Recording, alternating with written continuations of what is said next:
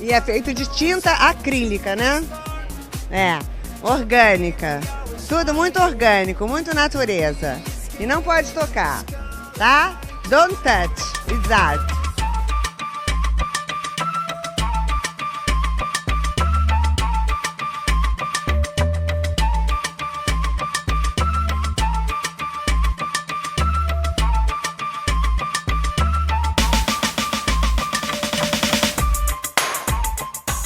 A noção de hiato, seja como ruptura cronológica, descontinuidade conceitual ou espaço de gestação, oferece uma paisagem interessante para a gente examinar a história da arte e a produção contemporânea. Neste ensaio, a gente argumenta que o hiato, como dispositivo político, não constitui uma interrupção ou uma ausência, mas uma condição dinâmica que possibilita e sustenta ecossistemas inteiros de poder. Na análise a seguir, a gente vai tomar duas direções principais. Primeiro, a gente pensa como os movimentos artísticos históricos puderam ser compreendidos através de hiatos que os separam de seus predecessores. E depois, a gente vai examinar como a arte contemporânea toma consciência e confronta a suposição de hiatos como marcos históricos e estruturas sociais. Eu sou Rodrigo Hipólito e este é o primeiro episódio da 6ª temporada do podcast Não Pode Tocar, no qual eu vou falar sobre o hiato.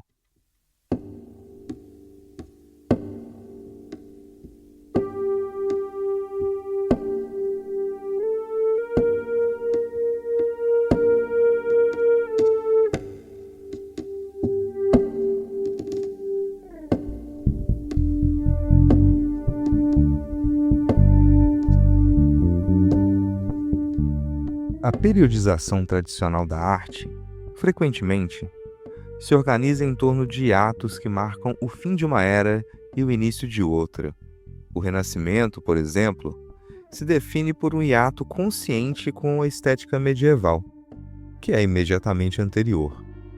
Na narrativa tradicional, isso aí foi fundamental para afirmar a ideia de que a Renascença florentina recuperava os valores formais e filosóficos da antiguidade clássica.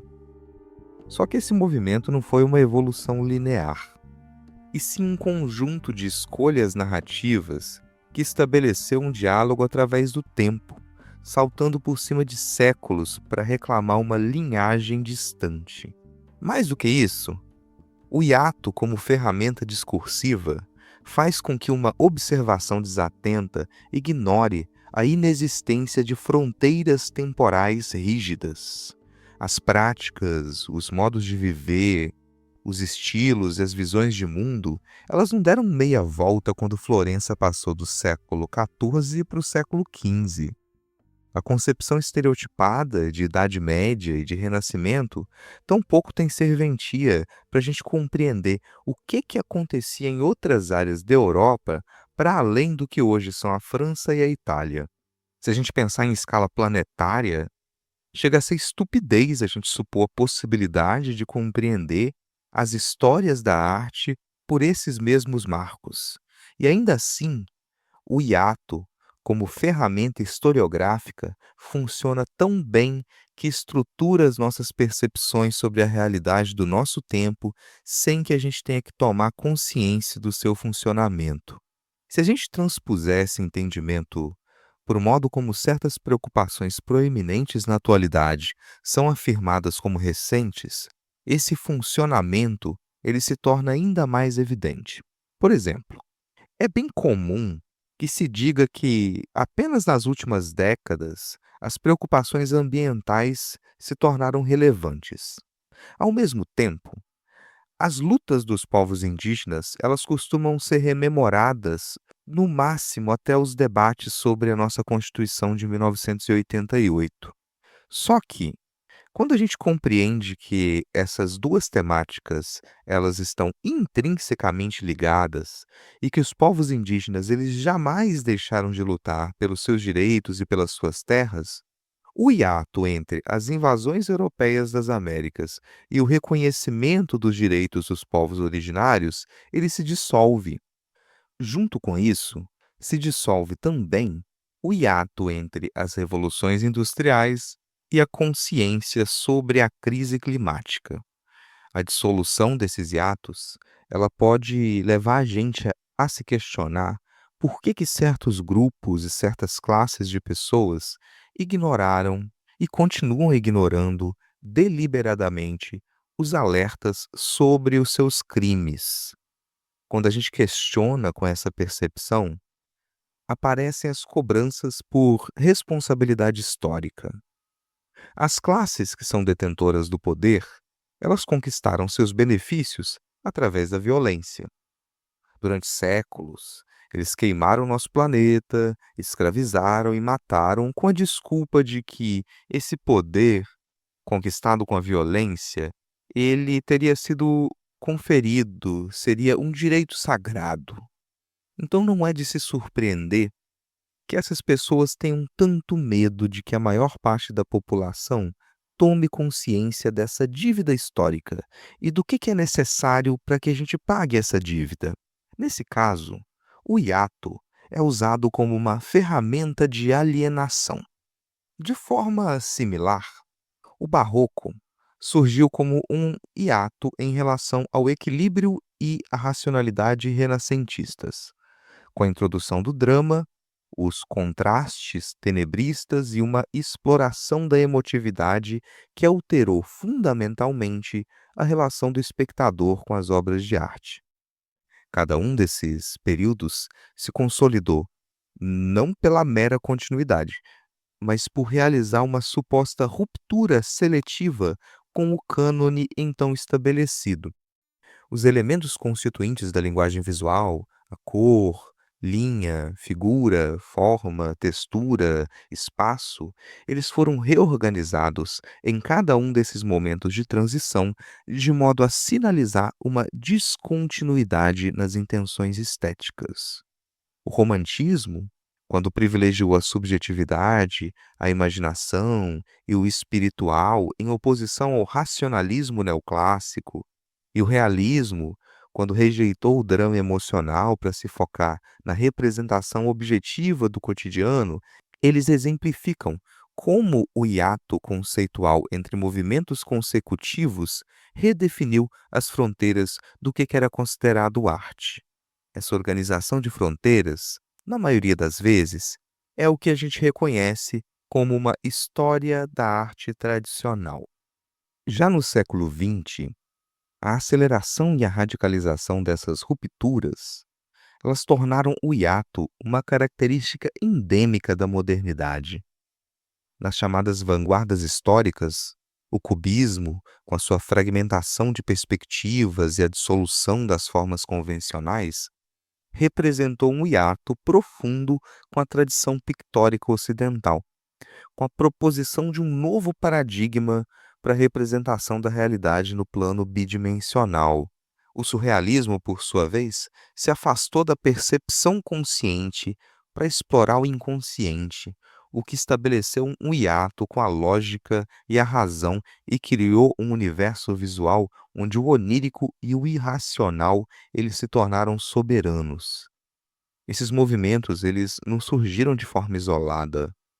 Eles foram, em grande medida, respostas a hiatos traumáticos na experiência histórica, como os conflitos mundiais, as guerras mundiais.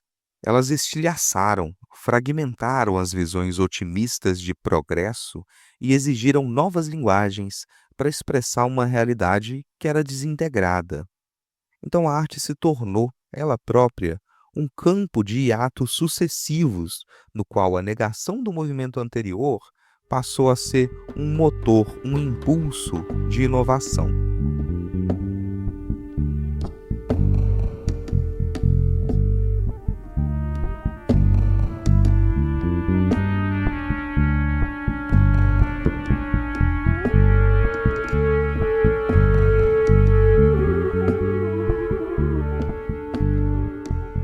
Agora eu vou falar um pouco mais sobre dissolução de hiatos. e a gente vai entrar na arte contemporânea. Na arte contemporânea, a relação com o hiato se transformou de maneiras ainda mais significativas. Agora já não se trata somente de um marco entre períodos, mas de um espaço ativo de investigação e um tema central de produções artísticas. A arte contemporânea se manifestou através de uma pluralidade de suportes e técnicas, desde a pintura, a escultura, até a instalação, performance, os formatos digitais. E a sua evolução, ela teve intrinsecamente ligada à sua interação com o público e com outras disciplinas. Se a gente não presta muito atenção, quer dizer, sob uma perspectiva mais desatenta, mais superficial e às vezes até mal intencionada, pode parecer que o paradigma contemporâneo no mundo das artes representa um amontoado de interesses e uma validação de qualquer coisa. A má-fé da descredibilização da arte contemporânea usa a variedade e a diversidade para afirmar que não existiriam critérios ou que tudo se tornou uma grande feira, como se as feiras livres não possuíssem sua própria lógica, né. Pior do que isso, a suposição de que teria acontecido uma ruptura com a modernidade, rumo a um caos e ao vale tudo, essa suposição ela mal consegue esconder um estranho incômodo com a exigência de que, hoje em dia, a gente pesquise, a gente estude, a gente observe culturas e povos fora do eixo Europa-Estados Unidos. Quando a gente se volta para as práticas dissidentes e culturas subalternizadas que emergiram com força na arte contemporânea desde os anos 1980, a gente percebe que a ferramenta do hiato narrativo revela outra das suas dimensões. O hiato, ele é a própria estrutura que sustentou o silenciamento de narrativas não ocidentais. A dissolução desses hiatos artificiais constitui um dos movimentos mais transformadores da produção artística recente. A historiografia tradicional da arte, quer dizer, a narrativa escrita da história da arte mais tradicional, construiu certos marcos temporais a partir de uma perspectiva bem eurocêntrica que estabeleceu separações, espaços e atos geográficos e epistemológicos. Enquanto o Renascimento, o Barroco e as vanguardas do século XX, eles ocuparam o centro das narrativas, as produções de África, Ásia, Oriente Médio e América Latina foram relegadas a categorias como arte primitiva ou artesanato. Esse é um hiato que não foi acidental. Ele surgiu como uma ferramenta de legitimação de uma pretensa supremacia cultural ocidental. A arte contemporânea, a partir dos anos 1980 principalmente, começou a dissolver essa fratura epistêmica, não como um gesto de inclusão benevolente, mas como um resultado de lutas políticas e deslocamentos teóricos que questionaram e questionam os próprios fundamentos da história da arte. Se a gente pegar a Bienal de Havana, ela foi iniciada em 1984 e ela representa um marco nesse processo de dissolução. Ela foi criada como uma resposta às grandes bienais europeias e norte-americanas, e essa mostra cubana ela estabeleceu, desde a sua origem, um foco nas produções da América Latina, do Caribe, de África e da Ásia. A segunda edição, a de 86, ela solidificou, ela consolidou esse projeto de reunir artistas de países que raramente eles apareciam nos circuitos internacionais. O que a Bienal de Havana fez foi recusar o hiato entre centros e periferias, entre a arte dita universal e a arte estigmatizada como local. Ela demonstrou que esse ato era uma construção ideológica e não uma realidade estética ou conceitual concreta e intransponível. Já no contexto africano, o trabalho de artistas como o ganês Ela Natsui por exemplo, evidencia como que práticas locais elas podem reconfigurar os paradigmas da escultura contemporânea. As suas instalações, elas são construídas a partir de tampas de garrafa de alumínio entrelaçadas com fio de cobre. Elas já foram exibidas em museus como o Metropolitan, a Tate Modern, e isso mais a partir dos anos 2000. Lanatsui parte de materiais que são descartados pela economia de consumo global para criar obras que elas dialogam tanto com as tradições têxteis ganesas, quanto com questões sobre trabalho, comércio e colonialismo. Então você tem um outro hiato, o hiato entre artesanato e arte, que ele se dissolve nesse trabalho, assim como a separação entre técnicas tradicionais e linguagens contemporâneas. A gente pode falar também da pintura aborígene australiana, ela oferece um outro bom exemplo. Embora as práticas de pintura dos povos aborígenes tenham milhares de anos, a sua entrada no circuito de arte contemporânea, ela aconteceu principalmente a partir dos anos 1970 e ganhou um reconhecimento internacional só nas décadas seguintes. O movimento de Papunia Tula, iniciado em 1971, por exemplo, ele levou pintores como Clifford Possum Chapalchari e a Emily Kami Kingwaheye a museus e galerias pelo mundo todo. Essas obras, elas combinam sistemas de conhecimento ancestrais com suportes como a tela e a tinta acrílica, e eles expõem, assim, um hiato artificial entre arte contemporânea e práticas culturais longevas e contínuas. O que a narrativa ocidental classificou como primitivo ou pré-histórico, na verdade se revela como uma prática viva, sofisticada e em constante transformação. Em um exemplo do sul da Ásia, o coletivo Rax Media, formado em Nova Delhi em 92, ele trabalha na intersecção entre arte, filosofia e história. Seus trabalhos em vídeo, instalação e performance, eles frequentemente investigam, pesquisam, falam sobre questões de tempo, arquivo e memória coletiva. Nessa lógica, o trabalho O Capital da Acumulação, de 2010, ele examinou as ruínas de um antigo porto comercial em Delhi e conectou rotas mercantis históricas com fluxos contemporâneos de capital e migração.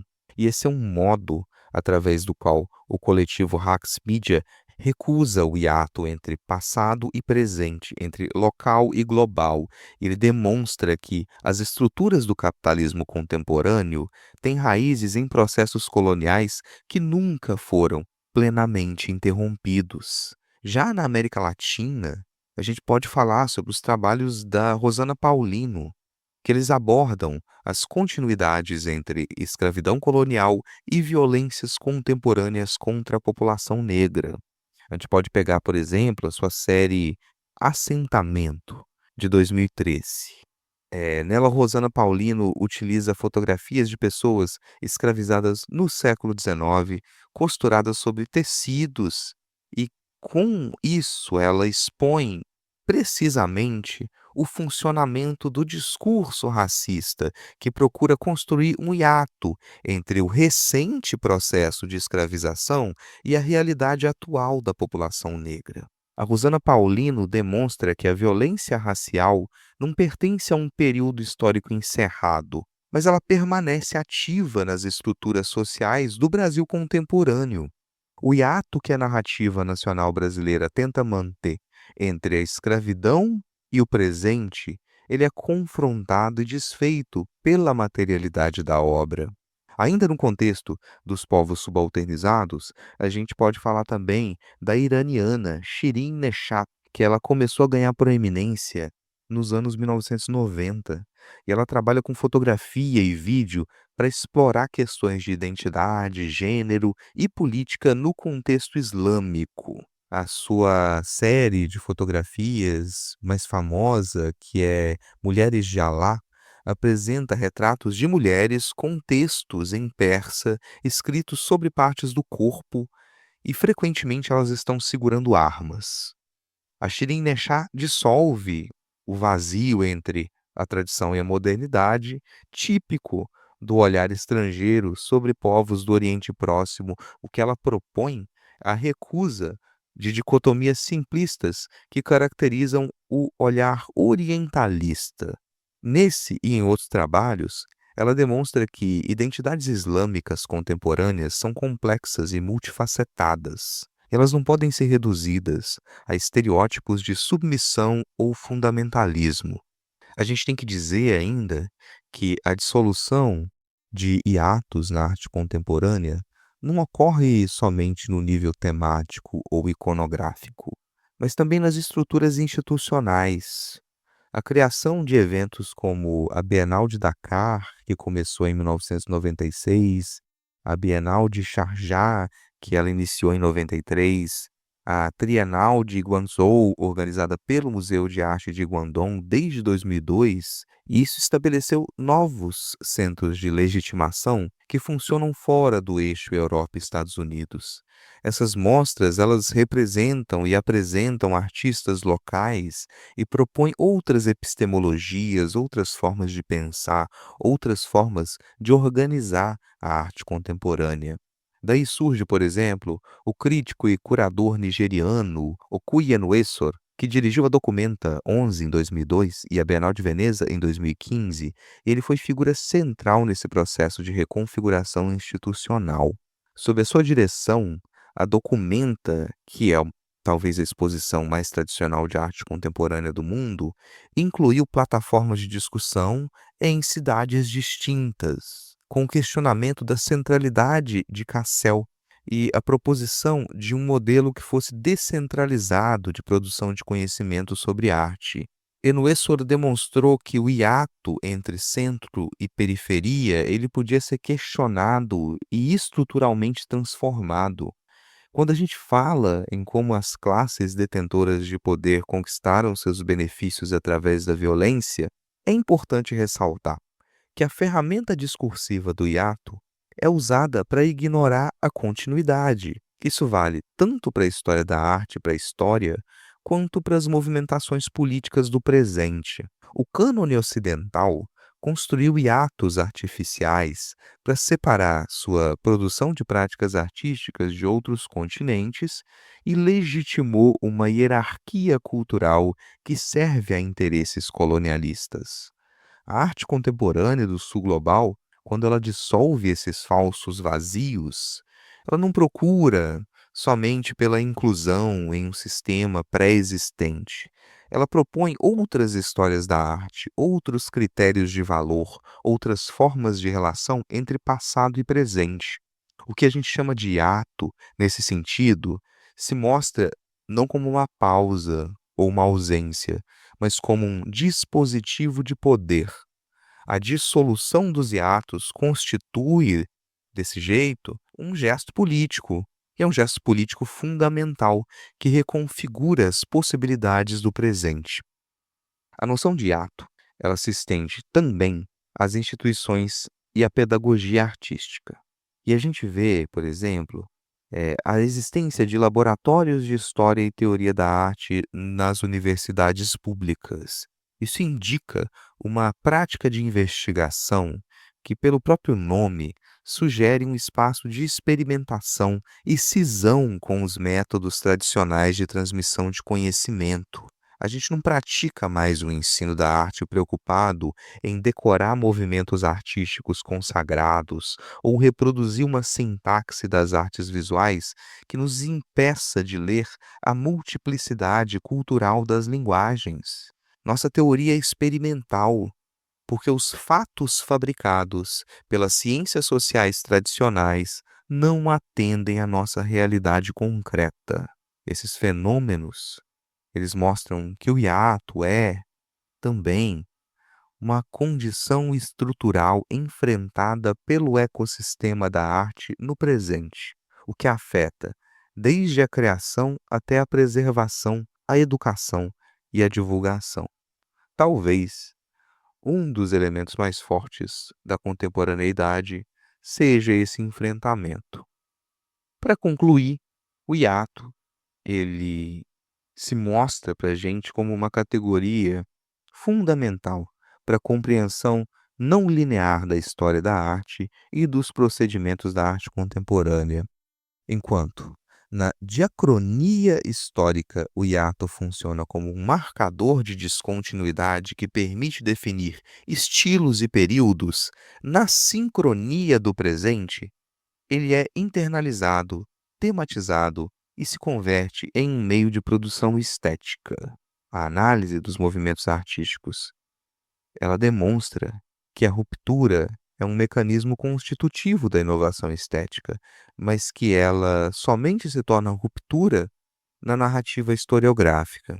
A observação de práticas artísticas contemporâneas, ela pode ser um território fértil para a gente encontrar redefinições das formas e para uma crítica dos sentidos estabelecidos. O hiato, nessa lógica, longe de ser uma simples pausa ou uma ausência, ele é um espaço de tensão e possibilidade, um intervalo que gera novos sentidos e a partir do qual a arte continua a reconfigurar a sua própria história e o seu lugar no mundo.